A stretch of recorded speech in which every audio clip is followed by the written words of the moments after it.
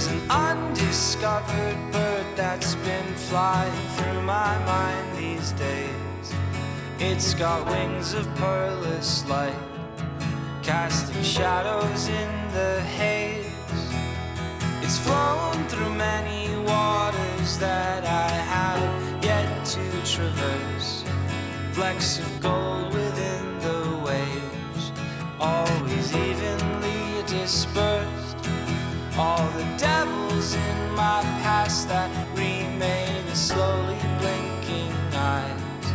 Now they press against my pencil, pouring lead with every lie. And all the paintings on every canvas have been wiped clean from the page. Not a brushstroke to... Hello, my chicky monkeys, my G-babies, my family, my friends, and everybody out there in the verse. Welcome back for another episode of Little Known Facts of Stewarts' Almanac.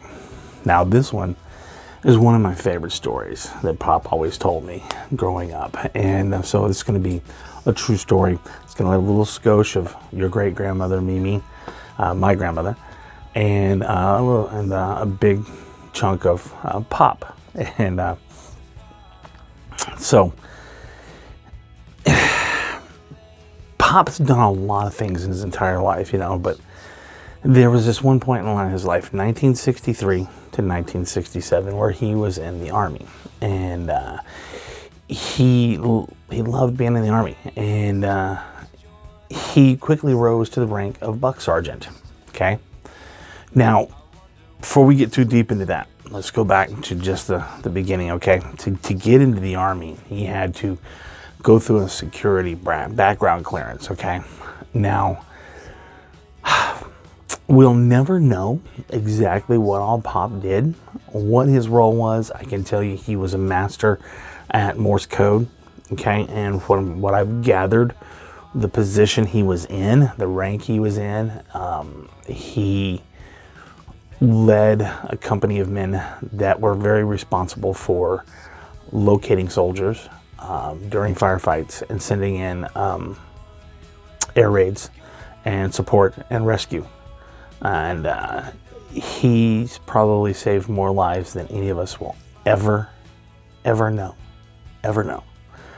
So that's what he did, but it was so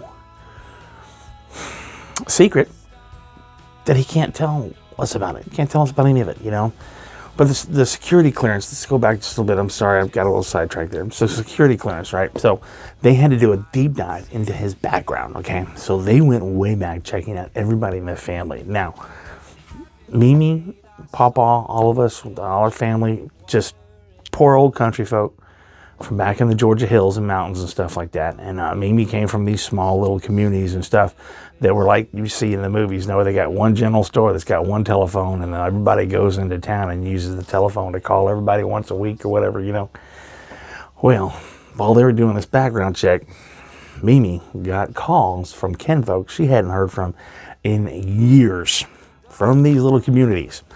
And they all said the same thing. What has your boy Jimmy got himself into? We got people showing up on our porch and asking questions that we don't really much like. So what's going on? So, of course, that instantly got Mmmmm a little worried and stuff like that. So she was always constantly worried when Pop was in the military. But it is what it is. He passed his background and clearance and went off to basic training. And he went to Vietnam. There's a whole lot about that. But this particular story, best I can figure, takes place circa 1965-ish, okay? In a forward base just, down the road from Phu Bai province, Vietnam, and down the road and around the corner, in the middle of the jungles of absolutely nowhere. This particular story is going to take place in the hottest, muggiest, nastiest time of summer there was, okay? Now, the base that Pop was on he always told me that they were so high up in security clearance that this forward base had so much security around it. They had, of course, the barbed wire fences, the concertina wire, stuff like that. But then on top of that, Pop told me they had 4 rings of security past the fence. Okay? And the first ring outside the fence was regular Army. Okay? And the second ring outside that fence was the Marines.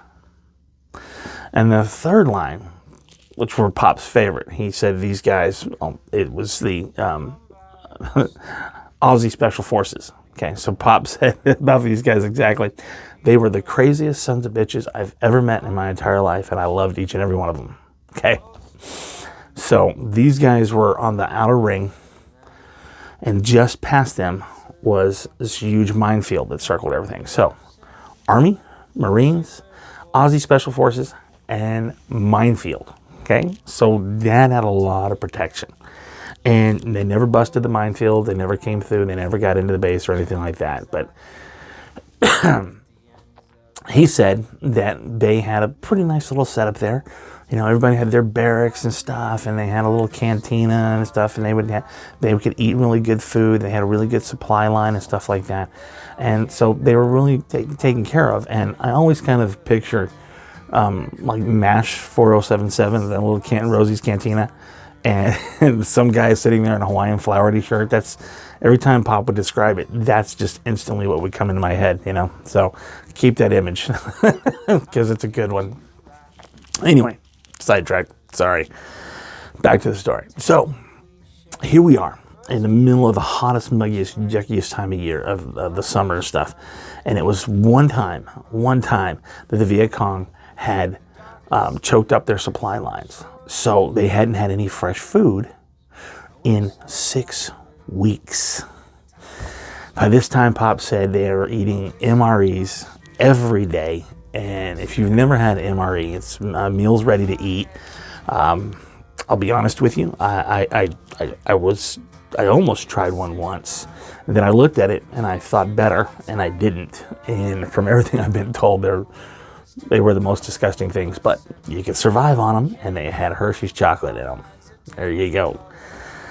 Now, I think they've probably gotten a hell of a lot better since then, but from what I heard back then, they were pretty bad, pretty rough. But anyway, they've been surviving on these for weeks now, and they were tired. They were tired of them. They wanted some fresh food and stuff like this. Well, about the same time, the Viet Cong kept trying to break the lines of defense to get into to the base. And they had this genius idea. They were going to bust the minefield and create a path through the minefield that they could charge through and get into the base. Yeah. How are they going to do this in the middle of the jungle, middle of nowhere? They found a big, giant water buffalo and then ran its ass right into the minefield. They made about halfway across, and then boom! Yeah. Didn't make it.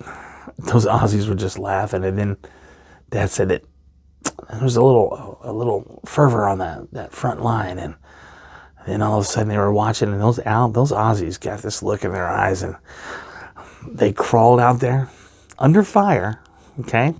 Crawled out there, cleared the mines, put a rope around that water buffalo, and they drug it back in. Replaced all the mines and secured everything. And they drug it back into camp, and they butchered it up. And that night, everybody had steak. Everybody.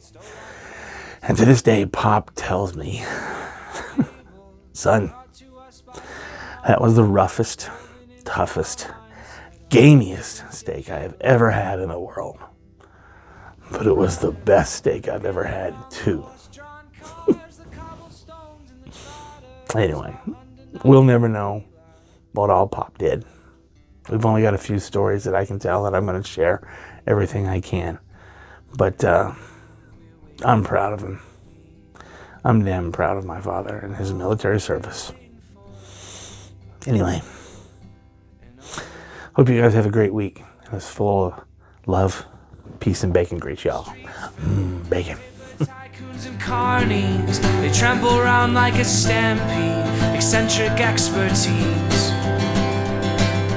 Back then, they reckoned that you'd grow older, become a valiant soldier.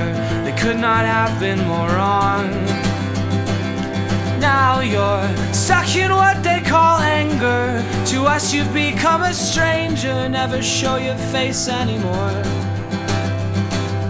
Flowers wilt away as the seasons change their face and you leave them. We rack our brains, just say why, based on the ways that you act.